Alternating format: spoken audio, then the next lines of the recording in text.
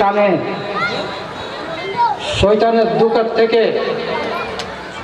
হেফাজত করে আল্লাহ তাআলা আমাদেরকে হাজার বছর জ্বলন্ত আগুন থেকে মুক্তি পাওয়ার উদ্দেশ্যে আমল করার জন্য কোরআনের মাহফিলে আসার তৌফিক দান করলেন এবং শোনার তৌফিক দান করলেন, বলার তৌফিক দান করলেন। সুতরাং মহান মুরিবের দরবারে অন্তরস্থল থেকে কলিমাতে শুকর আদায় করি আলহামদুলিল্লাহ। আরো বড় করে করতে হবে আলহামদুলিল্লাহ। আলহামদুলিল্লাহ তামলাহুল মিজান। যারা দুনিয়ার জীবনে আল্লাহ তাআলার দেওয়াকৃত নিয়ামত ভোগ করার সাথে সাথে যারা বেশি বেশি আলহামদুলিল্লাহ পড়তে পারবে, কাল কিয়ামতের মাঠে মহা মুসিবতের সময় হিসাব নিকাশের দিন নেকি আর বদি যখন ওজন দেওয়া হবে, বলেন কি দেওয়া হবে? ওজন দেওয়া হবে। নেকির পাল্লার মধ্যে সবচাইতে বার হবে আলহামদুলিল্লাহ শব্দটি। বেশি বেশি বলতে পারবো আমরা। যে কোনো নিয়ামত হোক না কেন সামনে আসছে, বক্ষণ করার সাথে সাথে আলহামদুলিল্লাহ শব্দ অন্তরস্থল থেকে বলবো আল্লাহকে রাজি খুশি করার জন্য। কারা কারা তৈরি আছেন? আল্লাহ তাআলা আমাদেরকে মওতের আগ পর্যন্ত আল্লাহর দেওয়াকৃত নিয়ামত ভোগ করার সাথে সাথে আলহামদুলিল্লাহ বেশি বেশি পড়ার আমল করার তৌফিক দান করুন, বলেন আমিন। সর্বপ্রথম আমি অসংখ্য ধন্যবাদ জানাবো। আমাকে আপনারা চিনেন, আমি একজন আপনাদের সন্তান। দীর্ঘদিন প্রবাসী জীবন ছিল, একবারে চলে আসছে। 21 বছর কন্টিনিউস প্রবাসী জীবন ছিল। আল্লাহ তাআলা রাখছে আপনাদের দোয়াই, আপনাদের কি দোয়াই একবারে চলে আসছে। এখন দেশের কিছু হক আছে, আসার সাথে সাথে এই জন্য আমার ছোট ছোট ভাইরা ঐক্যবদ্ধ বাবা আমাকে ধরছে। এতদিন পর্যন্ত প্রবাসী জীবনে ছিলেন, এই দেশের মধ্যে হান্নত করেন নাই, এখন একটু আরো যা চলে আসছেন, আমাদেরকে কিছু সময় দেন আলহামদুলিল্লাহ বলেন। সবচেয়ে বেশি খুশি হয়েছে আমি আমার দেশের একজন সন্তান হিসাবে। আমি আপনাদের সম্মুখে বৈশা কিছু কোরআন হাদিসের কথা বলতে পারছি, এটাই আমার জন্য যথেষ্ট, বিরাট টপ ব্যাপার। আমি এই যে আপনাদের শুকরিয়া যদি তিলে তিলে আদায় করি আমার জীবন শেষ হয়ে যাবে, কিন্তু মওতের আগ পর্যন্ত যদি আমি তিলে তিলে শুকরিয়া আদায় করি, আপনাদের শুকরিয়া আদায় করা সম্ভব আমার জন্য হবে না। সুতরাং আমি সর্বপ্রথম অসংখ্য ধন্যবাদ দিব এর নয়পাড়া, পশ্চিম পাড়ার নয়পাড়া ইসলামী একতা ফাউন্ডেশনের উদ্যোগে মাহফিল হয়েছে। যারা সংগঠনের সদস্য বৃন্দরা আছে, আমার ছোট ভাইরা, আমার ছোট ভাই মোহাম্মদ ইলিয়াসের তত্ত্বাবধানে যারা আরো সদস্য বৃন্দ আছেন, আপনাদের সবাইকে ইসলামের জন্য কবুল করে নিন, বলেন আমিন। শুধু তাই নয়, তথাকথিত এ মাহফিল যেন কিয়ামত পর্যন্ত চলে, এ মাহফিল যেন কিয়ামত পর্যন্ত সদকে জারিয়া হিসাবে জারি থাকে। তাদের পক্ষ থেকে আপনাদের কাছে আমি দোয়া চাই। আপনারা দোয়া করতে পারবেন না? যেন কাল কিয়ামতের মাঠে মাহফিল মহা মুসিবতের সময় আমাদের নয়পাড়াবাসীরাও শুধু সারা দুনিয়ার মানুষ যেন এই মাহফিলকে আল্লাহ তাআলা তারকিব করিয়ে নাজাতের জরিয়া করে, বলেন আমিন। সুতরাং শর্ত আছে, বিশেষ করে এই সংগঠনের যারা সদস্য বৃন্দরা আছে তাদেরকে কিছু কথা বলবো আমি। সংগঠন করার উদ্দেশ্যটা কি? 1 নম্বর, ইসলাম প্রসার করা, ঠিক কিনা? হাজার বছর জ্বলন্ত আগুন থেকে নিজেকে বাঁচা এবং সমস্ত গ্রামবাসী যারা আছে, মহিলা সহ পুরুষ নরনারী ঐক্যবদ্ধভাবে এই মাহফিলকে জড়িয়া করিয়া এই মাহফিলের উসিলাই কিয়ামতের মাঠে যেন হাজার বছর জ্বলন্ত আগুন থেকে মুক্তি দান করিয়া যেন আল্লাহ তাআলা প্রত্যেককে জান্নাতুল ফিরদৌসের মেহমান বানিয়ে এনে এই উদ্দেশ্যে এই মাহফিলের সংগঠন হবে, বলেন সুবহানাল্লাহ। সর্বোপরি তাদেরকে আমি সর্বপ্রথম বলবো, 35 জন সদস্য বৃন্দ আছে, দায়ী, ইসলামী অ্যাসিস্ট্যান্ট, ইসলাম প্রসারকারী, তাদের ভিতরে আমল থাকতে হবে আগে, ঠিক কিনা? তাদের ভিতরে যদি আমল চলে আসে, তাদের মেহনতের কারণে আমরা এগিয়ে আসবো। প্রস্তুত আছে কিনা? মাকসাদ কি? এমন আমল করতে হবে যে আমল করলে আল্লাহ তাআলা রাজি খুশি হয়ে যায়, আমলের মধ্যে যেন ত্রুটি না হয়।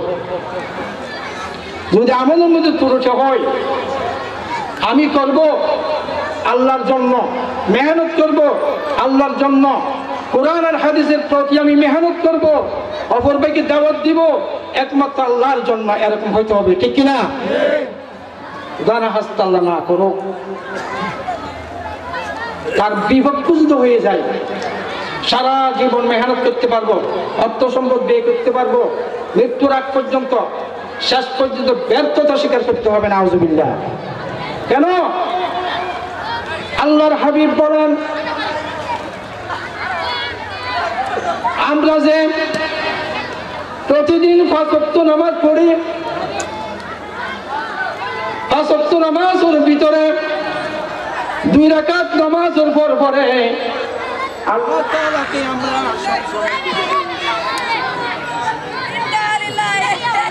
তেলাওয়াত করতেছি, নামাজের মাধ্যমে আমরা কিরাত করতেছি, জিকির করতেছি, কোরআন শরীফ তেলাওয়াত করতেছি, মুখ ব্যবহার করার মাধ্যমে, এবং শারীরিক ইবাদত মানি, নামাজ পড়ার সময় রুকু দিতেছি, রুকুতে করতেছি, শরীর ব্যবহার করার মাধ্যমে আমরা ইবাদত করতেছি, অর্থ সম্পদ ব্যয়ের মাধ্যমে ওয়াক্ত মানি, অর্থ সম্পদ ব্যয় করার মাধ্যমে আমরা ইবাদত করতেছি।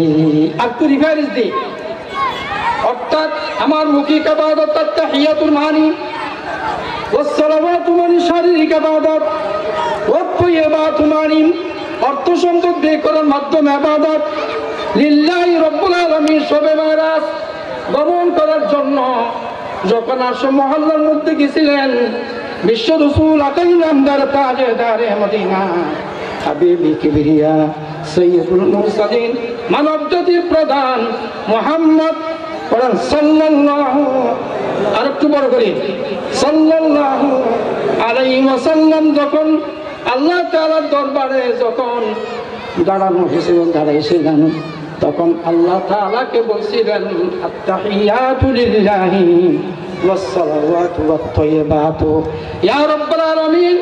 আমার মুখিক ইবাদত, আমার শারীরিক ইবাদত, আমার সম্পদ ব্যয় করার মাধ্যমে যা কিছু ইবাদত করতেছি, সমস্ত ইবাদত একমাত্র তোমার জন্য। সুবহানাল্লাহ। কার জন্য? আল্লাহ তাআলার জন্য। আমাদের ইবাদত সেরকম শুধুমাত্র আল্লাহর জন্য হইতে হবে, পারবো না? তখন আল্লাহ তাআলা এ পর্যন্ত বিশ্ব রাসূলের বক্তব্য ছিলেন, এরপর আল্লাহ তাআলা বক্তব্য শুরু করতেছেন, আসসালামু আলাইকা আইয়ুহান নবী। সুবহানাল্লাহ বলবেন না? আল্লাহ তাআলা বক্তব্য দিচ্ছেন রাসূলের সামনে, হে আমার নবী, তোমার উপর আমার সালাম বর্ষিত হোক। সুবহানাল্লাহ বলবেন না?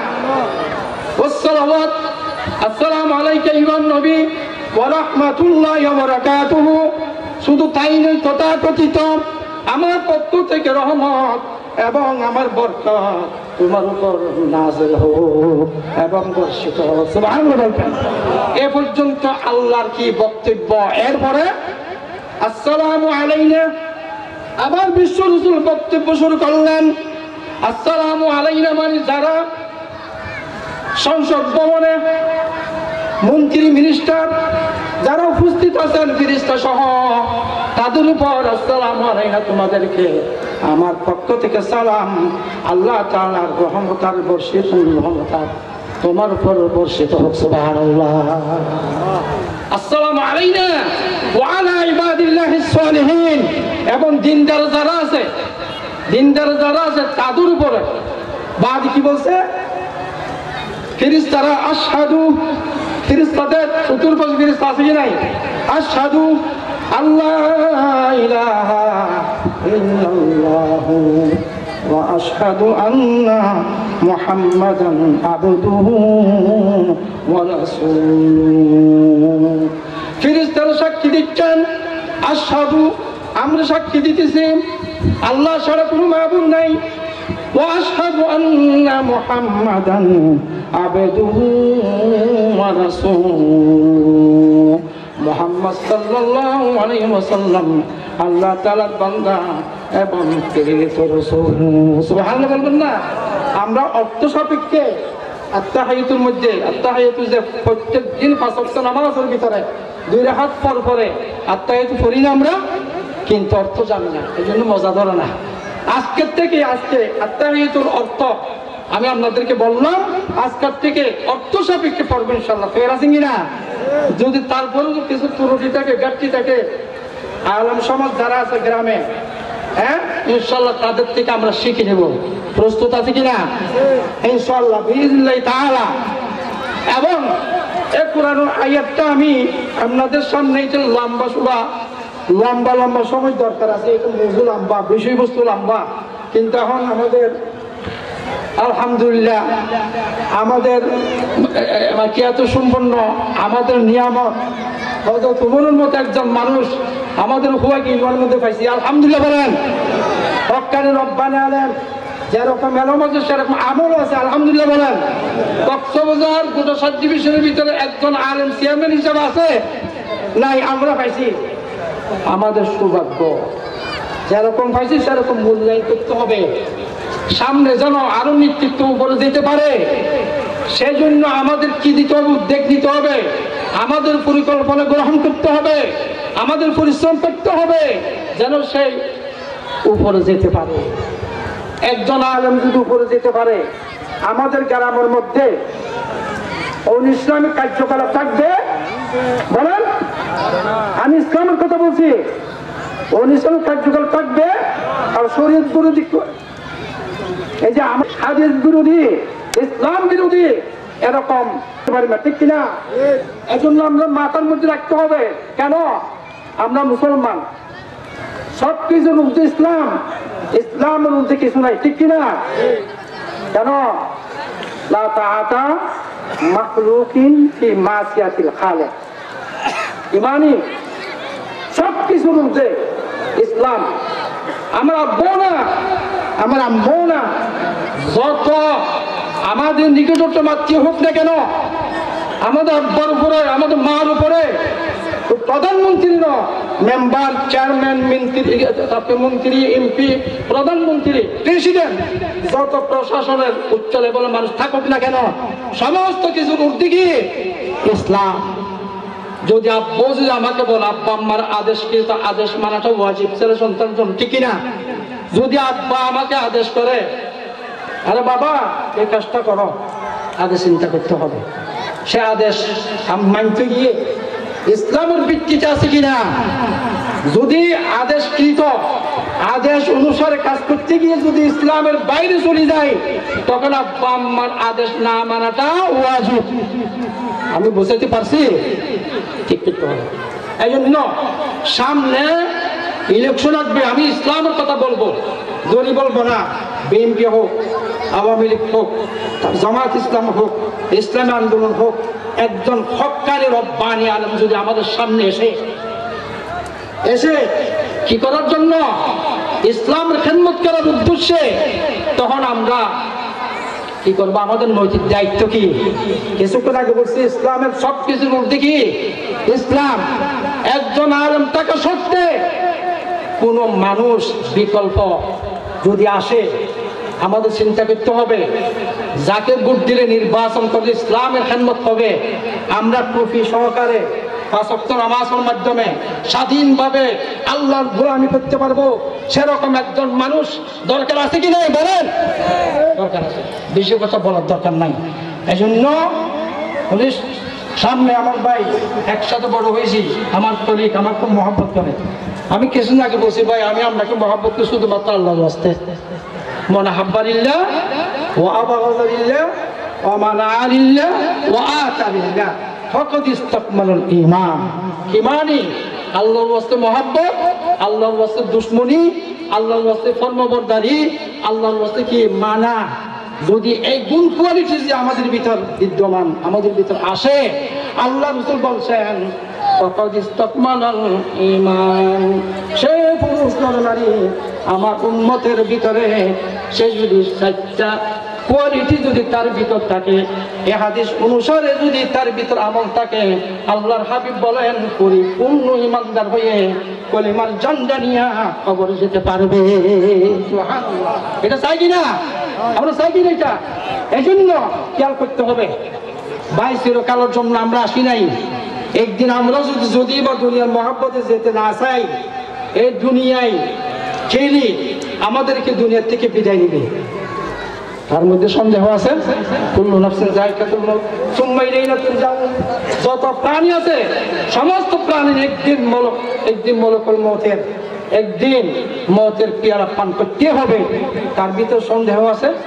নাই। এক বিন্দু পরিমাণ আছে সন্দেহ? 100% মরতে হবে। কিভাবে মরবো? লা তামুতুন্না, মরো না, ইল্লা ওয়া আনতুম মুসলিমুন, মুসলমান হয়ে মরো। কি আমরা কি কুত্তা বিড়াল?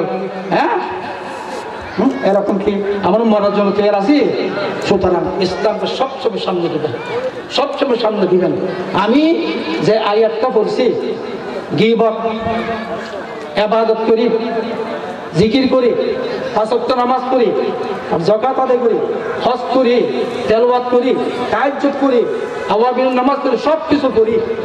দিন শুরু হইতে নিয়ে তাহাজ্জুদ করে নিয়ে 5 ওয়াক্ত নামাজের মাধ্যমে যত জিকির আছে লেনদেন যদি করি, সূর্য উদয় পর্যন্ত সব কিছু করলাম, কিন্তু দিনের একটা অংশের মধ্যে যাইয়া 2-4 মিনিটের মতো সার দোকানে বসিয়া একজন আরেকজন গীবত করলাম, আল্লাহর হাবিব বলেন সমস্ত নেকি ধূলিসাৎ হয়ে যায়।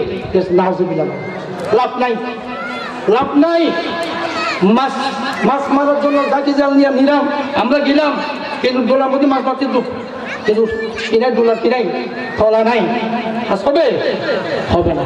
এই জন্য আল্লাহর হাবিব বলেন, ওয়ান আনাস রাদিয়াল্লাহু তাআলা আনহু قال قال رسول الله সাল্লাল্লাহু আলাইহি ওয়াসাল্লাম বলেন, হযরত আনাস রাদিয়াল্লাহু তাআলা আনহু জলিল কদর সাহাবী, প্রসিদ্ধ সাহাবী, একটানা কন্টিনিউয়াস বিশ্ব রাসূলের খেদমত করছিলেন। তিনি রওয়ায়াত করতেছেন, বর্ণনা করতেছেন আল্লাহর হাবিবের হাদিস। আল্লাহ রাসূল বলেন, লাম্মা আরজাবি মারারতু বিকওমিন লাহুম আসফারুম মিন নুহাস। আল্লাহর হাবিব বলেন, আমি যখন শবে মেরাজ গমন করতেছিলাম, জিবরিল আমিন আমার সাথে ছিল। যেতে যেতে একটা বড় আকারে কবরস্থানের পাশ দিয়ে গেছিলাম। আমি দেখতেছি কবরস্থানের ভিতর কিছু সম্প্রদায় কঠিন থেকে কঠিনতর কবর আযাবের সম্মুখীন হয়ে গেছে। কিরকম? আসফারুম মিন নুহাস, লম্বা লম্বা তামার নখ, নুহাস মানে তামা, লম্বা লম্বা তামার নখ। তাদের ভয়াবহ আযাব দেখলাম, দৃশ্য দেখলাম। কিরকম দেখলাম? আর আল্লাহর হাবিব বলেন, তাদের লম্বা লম্বা নখ, তাকে ইয়াহমিসুনা ওয়াজুহাহুম ওয়া সুদুরাহুম, তারা এমন ভাবে জোরে সুরে তাদের নিজের নিজের মুখমণ্ডলে এবং সিনার মধ্যে তারা জোরে সুরে নিক্ষেপ করতেছে, যার কারণে সারা শরীর রক্ত রঞ্জিত হয়ে লাল লাল হইতেছে। আমি এত ভয়াবহ দৃশ্য দেখার পরে আমি ফাকুলতু মান হাউলাই ইয়া জিবরাইল, আমি তখন প্রশ্ন করলাম জিবরিল আমিন থেকে, ইয়া জিবরিল আমিন, তারা কারা? এত ভয়াবহ কবর আযাবের সম্মুখীন হয়ে গেল কেন? তখন জিবরিল আমিন বলতেছেন, হু কালা হাউলাইল্লাযীনা ইয়াকুলুনা লুহুমান নাস। ইয়া রাসূলুল্লাহ, প্রশ্ন যখন করলেন, প্রশ্নের উত্তর দিতেছি আমি, ইয়া রাসূলুল্লাহ, তারা সম্প্রদায় কবরের ভিতরে যে ভয়াবহ আযাবের মধ্যে লিপ্ত দেখছেন, তারা ওই সমস্ত মানুষ, তারা নাকি দুনিয়ার জীবন থাকতে একজন আরেকজন গীবত করত, মিথ্যা কথা বলবো কিনা বলতো, একজন আরেকজনের সাথে হাসদ করত, ব্যবসা বাণিজ্য করার সময় মিথ্যা কথা বলতো, একজন আরেকজনকে অপমানিত করত, মানুষের প্রতারণা করত, এমনকি মানুষকে লাঞ্ছিত করত। ক্ষমতার অপব্যবহার করত, ক্ষমতার দাপস্থায়িত, যার কারণে তারা এ সমস্ত জীবন যাপন করার পরে মৃত্যুর পিয়ালা যখন পান করলেন, আত্মীয় স্বজন যারা তারা দফন করে দেওয়ার সাথে সাথে ইয়া রাসূলুল্লাহ দিন দুদিন কাল কিয়ামত পর্যন্ত তারা এ সমস্ত কঠিন থেকে কঠিনতর খবর আযাবে লিপ্ত থাকবে। সুবহানাল্লাহ, নাউযুবিল্লাহ। কে বলেন আমরা গীবত করব? একজন আরেকজন পরস্পর আমি মিথ্যা কথা বলবো? একজন আরেকজনকে লাঞ্ছিত করবো? কবিরা গুনাহ। এই জন্য সংক্ষেপে বললাম, একটু একটা লম্বা বিষয়। আমার ভাই যখন চলে আসছে, ওর প্রোগ্রাম আছে আরো সম্ভবত, যেন সাহেব আলম মানুষ ধৈর্য সহকারে উঠবেন না, একজন উঠবেন না, যতক্ষণ বয়ান করে ততক্ষণ পর্যন্ত আমল করার উদ্দেশ্যে আদবের সহিত বৈশা ওর ইনশাল্লাহ কিনা বয়ান শুনবেন বলি। আর আমি যা কিছু এখন বলছি, আমি আর আপনারা অভিপক্ষকে কোরআন হাদিসের উপরে আমল করার তৌফিক দান করুন। বলেন আমিন। ওয়া আখিরু দাওয়ানা আলহামদুলিল্লাহি রাব্বিল আলামিন।